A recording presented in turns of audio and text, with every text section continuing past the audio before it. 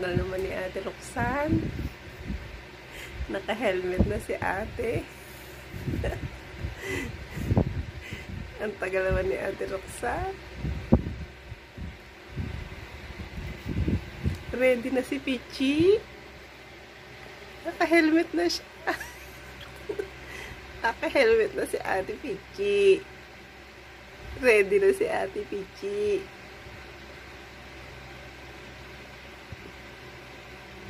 Inaantok siya sa kaantay. Inaantok si Ate Pichi sa kakaantay kay Roxanne.